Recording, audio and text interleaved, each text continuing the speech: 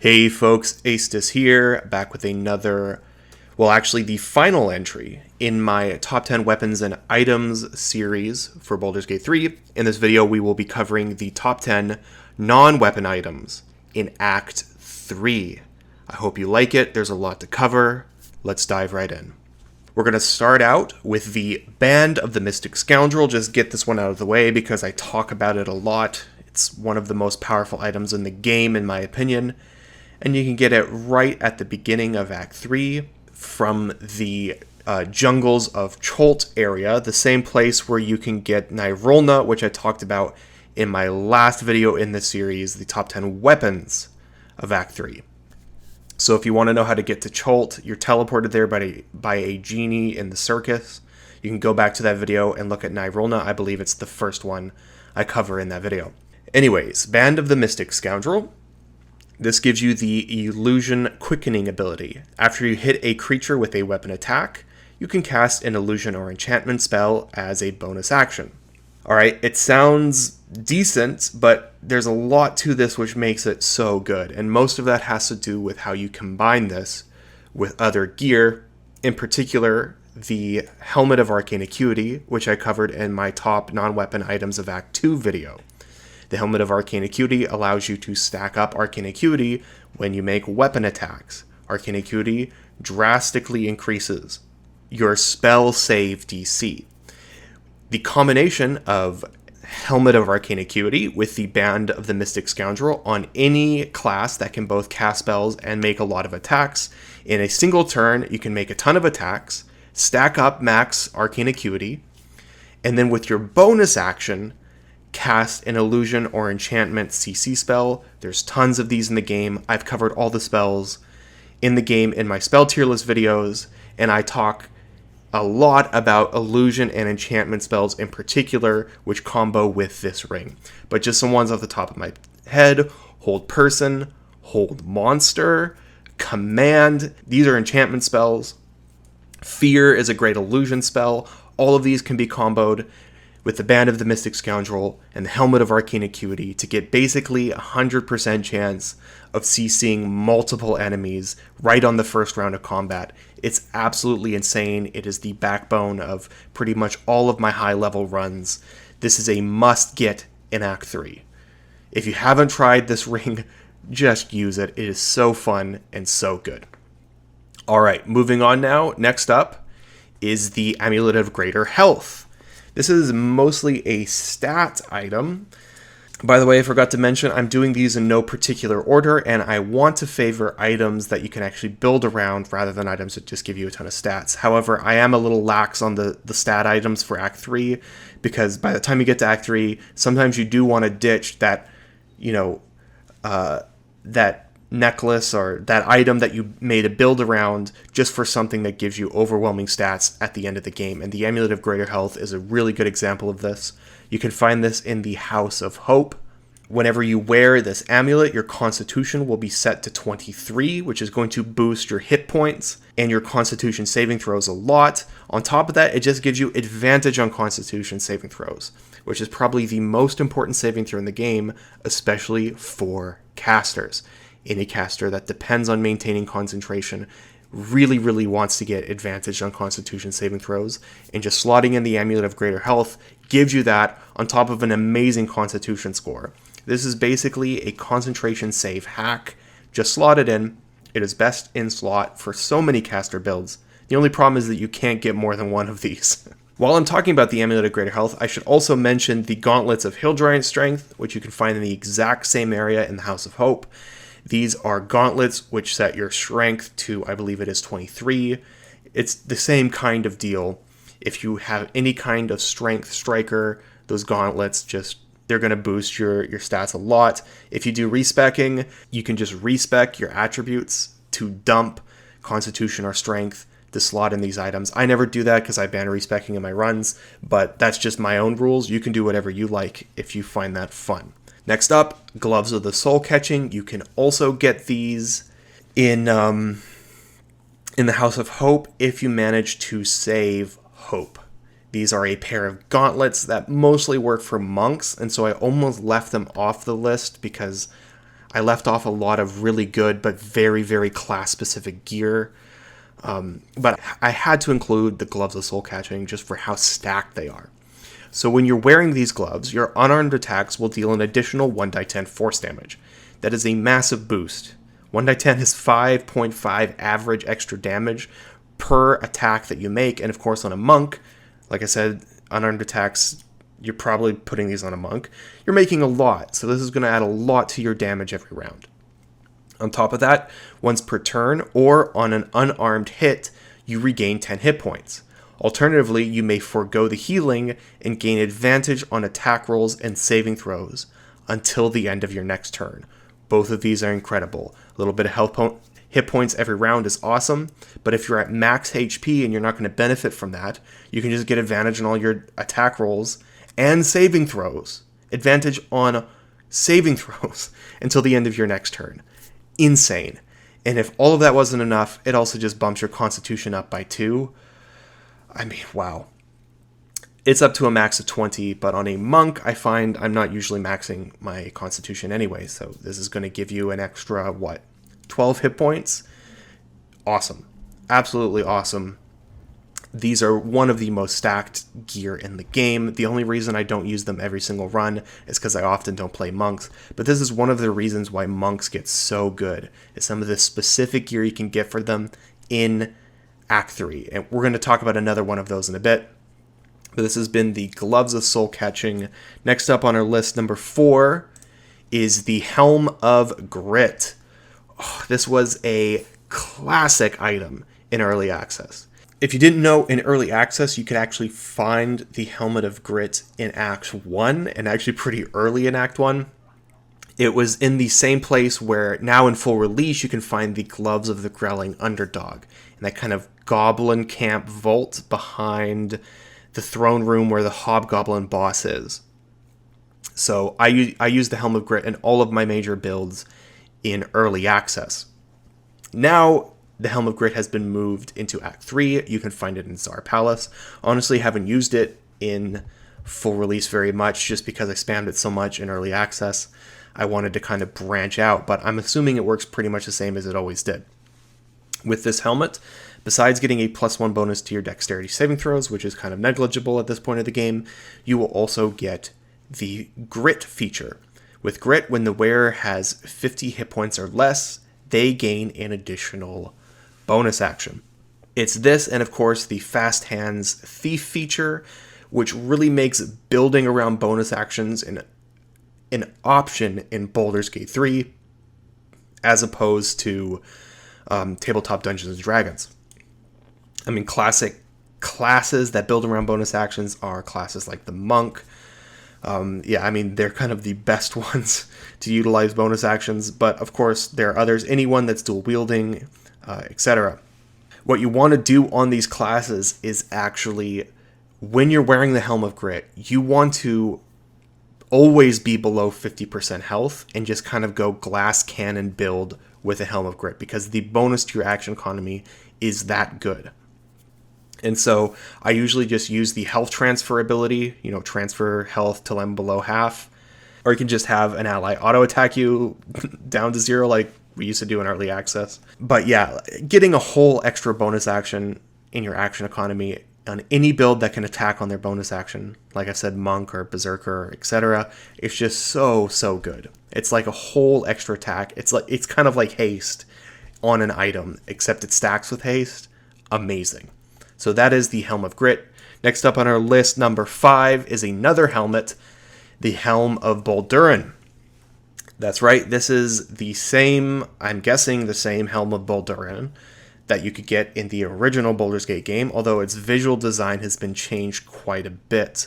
I kind of missed the old design, to be honest, where it had the Viking horns. I thought that's kind of cool in like a throwback sort of way. Regardless, it's still an amazing helmet, just like it was in the original Baldur's Gate series. It gives you several abilities. We'll go through them one by one. Oh, by the way, you can loot this from Anzer in the Dragon's Sanctum in Act 3, the same place where you can get Balduran's Giant Slayer that I talked about in the last video. The first thing it gives you is Balduran's Vitality, where you are healed 2 hit points at the beginning of every turn.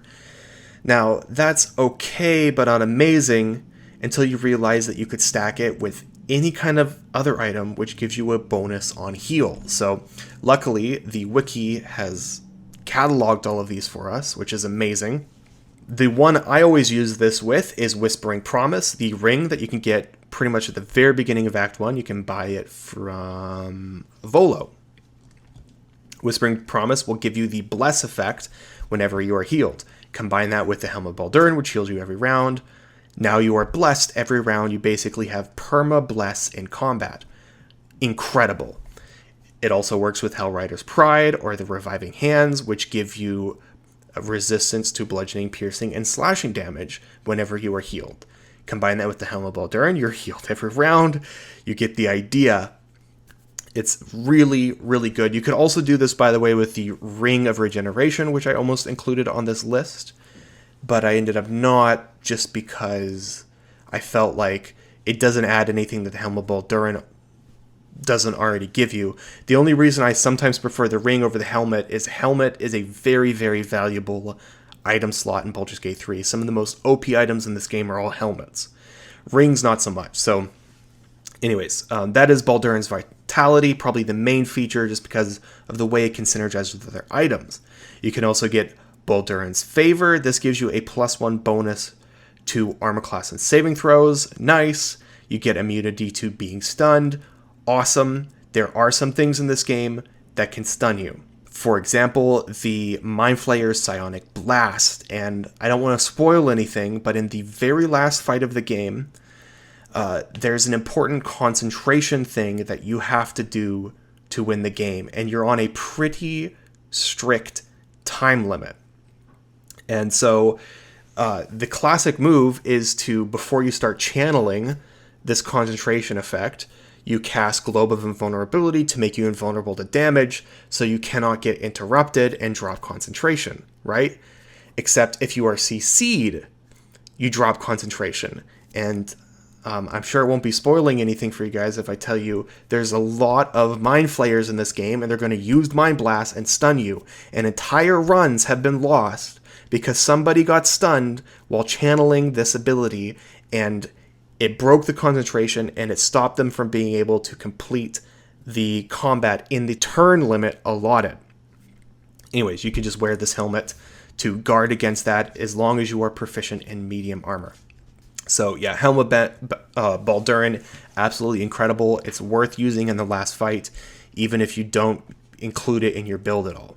Next up on our list, another throwback to the original Baldur's Gate games is Viconia's Walking Fortress. Now, this wasn't an item in Baldur's Gate 1 or 2, but the actual visual design of the shield is very similar to the stock large shield that you could get in Baldur's Gate 2 Shadows of Amn. Viconia's Walking Fortress is, spoilers everybody,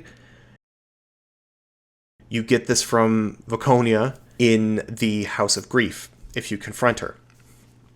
This shield gives you so many abilities. First off, it is a +1 shield, so it's going to give you +3 to your armor class, which is the second highest you can get from a shield in this game. On top of that +3 to armor class, it'll give you several abilities. First is Rebuke of the Mighty. This is exactly the same as the normal shield bash, except it adds an extra 2 die for force damage to the reaction, which is really, really good. Except right now, all shield bashes in the game are bugged so that they have no effect. I'm sure that bug will get fixed. It was only introduced in this very last patch, so yeah, I'm sure it should be pretty easy for them to fix. You will also get Spell Guard. This gives you advantage on saving throws against spells. Awesome. Saving throws are actually very important by Act 3 because you can usually build up enough armor class and healing abilities to effectively mitigate all damage that you can take, but there are some spells in this game that can completely ruin your day. So yeah, getting advantage on saving throws, important. You get Reflective Shell, just like the old psionic power in early access that wizards used to get. This will reflect any projectiles back to their point of origin. I haven't played around with this very much, but I'm assuming it's exactly the same as in early access.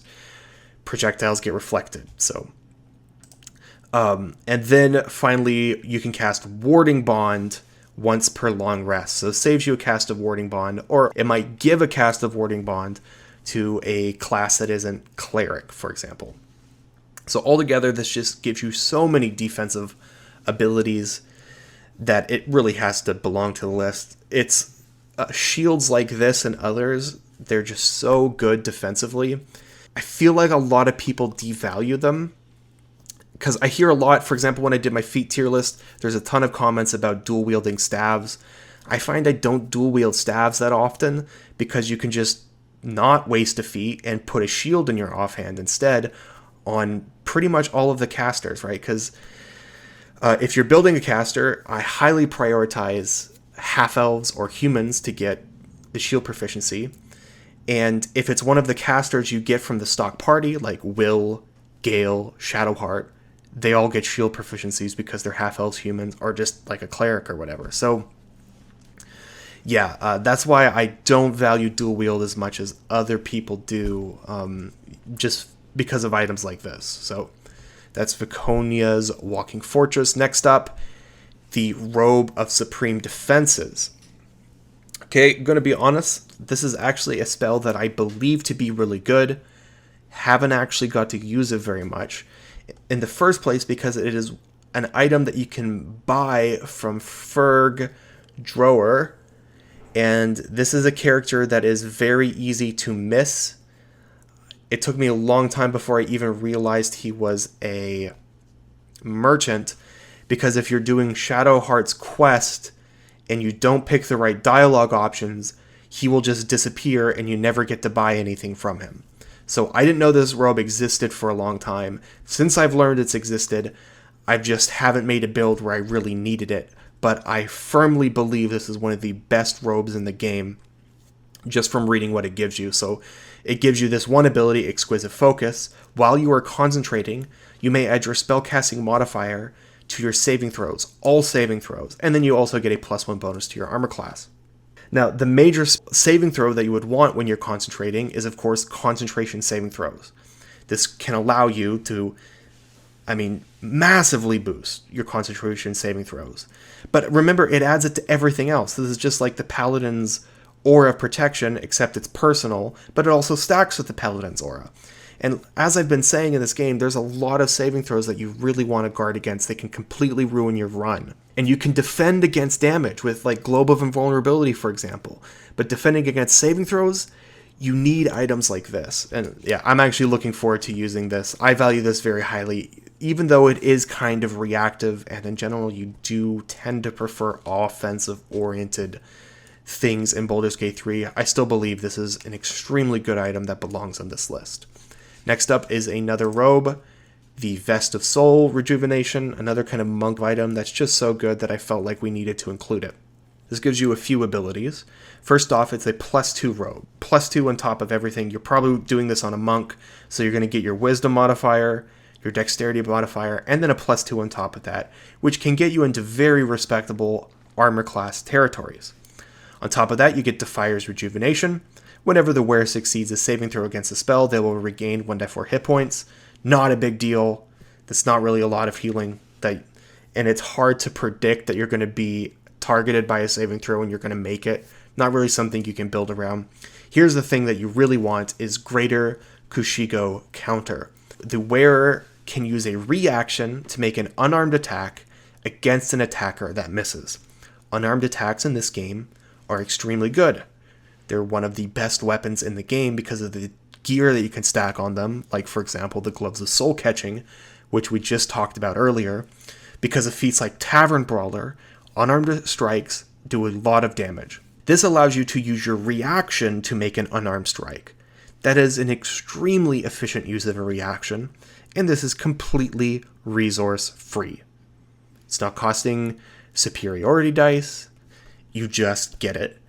And yeah, that's just so good for weaponizing your reaction. The only difficulty with this is it is hard to predict that enemies are going to attack you. The AI actually works really well around features like this, where they won't attack you if they predict that they could take damage from it. But even if they ignore you, now your main damage carry is getting ignored. Unbelievable. Yeah, Vest of Soul Rejuvenation, amazing, amazing. Next up is Armour of Persistence. Very, very good bread and butter armor. You can buy the Armour of Persistence from Dammon in the lower city. This is a +2 plate mail, so its armor class is set to 20 whenever you wear it. Does include any dex modifier to it, but you do need heavy armor proficiency. You will get magical plate, which will reduce all incoming damage by 2. That is quite a bit, especially when you combine it with damage resistances. I've said this a few times, but the way this game works is it will calculate percent reduction before it does flat reduction, which is great. It gives you a lot of mileage out of that flat reduction when you combine the two. And for this armor, you also get legendary persistence, which will give you a persistent permanent blade ward effect on the character that wears this armor. Blade ward will give you resistance to the 3 major damage types that you can expect to take damage from. So you're going to be having most of the damage that you take, and then reducing it by 2 on top of all of that. And then you also get resistance, which is a plus 1d4 bonus to your saving throws, which can also stack with features like Bless. So if you get permanent Bless with the Helm of Balduran, Whispering Promise, you're wearing Armour of Persistence, now you have 2d4 to all your saving throws, you're reducing all physical damage by half, and then an additional 2, you become an absolute juggernaut with this armor, and you can just buy it. It's not hidden behind a boss fight, extremely good. I use Armour Persistence on my characters that cast Warding Bond on everybody, because, it will reduce the 2 damage from that you take from Warding Bond as well, so combining, Blade Ward with a 2 damage reduction, and if you can include any more damage reduction on top of that, you can basically reduce all of that damage that you're taking from Warding Bond to 0. It is incredible. Next up, another set of heavy armor is Helldusk Armor. This is just another tankiness hack. You can get this from a certain Cambion that you fight in Act 3 in the House of Hope. I don't want to spoil anything, even though it is displayed on my screen. I assume a lot of you are listening and not actually watching. Helldusk Armor. Okay, so this is +3 heavy armor. It just sets your armor class to 21. And whenever you are wearing this armor, you are considered proficient in it. So if you have no armor proficiencies at all, you can still put on Helldusk Armor, and all of a sudden you have a 21 armor class just from this one set of armor. So yeah, extremely good for casters. It's just a straight up durability hack. You don't need to do anything to build around it, and that's what makes this so good. However, it does give you some other things. Infernal Retribution, when you succeed a saving throw, the caster will receive the burning condition for the 3 turns. Not really a big deal. Prime Aegis of Fire, you have resistance to fire damage and cannot be burned. I mean, that's nice. And then you would take an additional 3 less damage from all sources. Amazing, amazing, amazing. I mean, we just talked about the Armour of Persistence. This is 3 flat damage reduction instead of 2. Awesome. And then it grants you the ability to fly permanently. So it's also kind of a mobility hack. Just a really stacked piece of armor. And that is it. That is my top 10 non-weapon items in Baldur's Gate 3 Act 3. There are, however, a few honorable mentions I'd like to talk about. We'll try to go through them quickly. I just feel like I have to mention these. Otherwise, my comments is going to be flooded with people asking why I did not mention them. First up is the Spellmight gloves. These gloves are insane. They could easily belong on this list of top 10. They're that good. Whenever you wear these gloves, you get a toggleable feature called Spellmight, which will give you a -5 penalty to the attack rolls you make on all spell attacks. But those spell attacks will deal an additional 1d8 damage of the damage type that they are. Hopefully you guys understand why this is insane. It's really good basically on any Eldritch Blast build. This is my understanding of how it works. I have not actually used these. Just getting that out there. But I hear a lot of people talking about them, so I believe they should. I think I understand how they work. On an Eldritch Blast, which shoots 3 rays, this will add 1d8 damage, which is an average of 4.5 damage on each blast. Massive. It's a massive increase to your damage every round whenever you're casting Eldritch Blast. And remember, if you're hasted, if you have the Elixir of Bloodlust, you can cast 9 plus times. That's an extra 4.5 damage on average to each of those. It really adds up, and this is one of the reasons why Eldritch Blast is such a good striking ability. However, you do get this -5 penalty, right? That's bad? I mean, yeah, kind of, but the fact that Arcane Acuity exists in this game means you can very, very easily offset the -5 penalty to your attack rolls, and you should be hitting 95 plus most of the time anyways, right? Arcane Acuity can stack up to 10, so a -5 isn't a big deal when you're normally getting a +10, right? So that is Spellmite Gloves.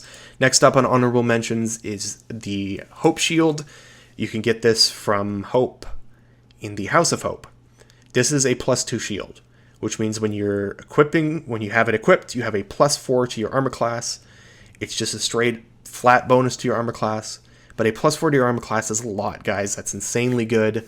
Again, another super stack shield, and a great reason why maybe picking Dual Wielder to have a staff isn't as good as people say it is. I mean, you could just use the Shield Hope, and now you have +4 to your armor class. Amazing. Bonespike Garb. This is a set of armor I'm very hyped about. I would like to make builds around it, but I just haven't got around to it yet. I do feel like it's really good, though.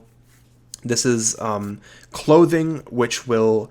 It gives you temper hit points if you rage, whatever, not really that important. The big thing is that it reduces all incoming damage by 2, awesome. And then when the wearer is struck by a melee attack, the attacker will take your Constitution modifier and piercing damage in retaliation. That's for each attack landed.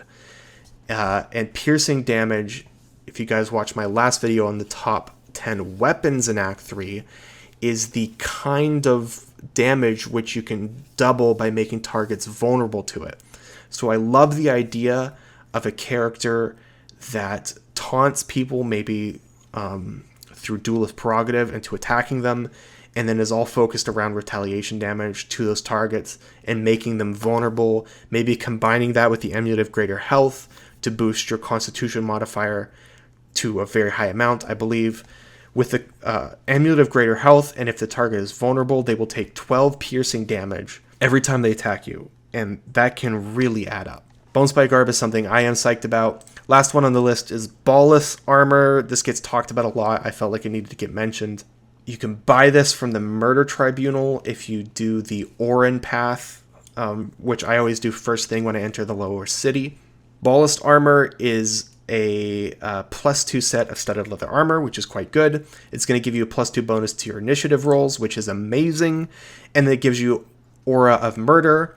Enemies within 2 meters or 6.5 feet of you will become vulnerable to piercing damage unless they are resistant or immune to it. This is exactly like Bloodthirst, which we talked about in the top 10 weapons of Act 3, except a little worse because if a target is resistant to the damage, this won't have an effect, but there's a lot of enemies in the game that aren't resistant to piercing damage. So against them, Ballast Armor is giving you an action economy free way of making them vulnerable to piercing damage. So I felt like that needed a mention. Alright guys, that is it for this video. I hope you enjoyed it. I hope you enjoyed this entire series. I had a blast making it. I will catch you next time.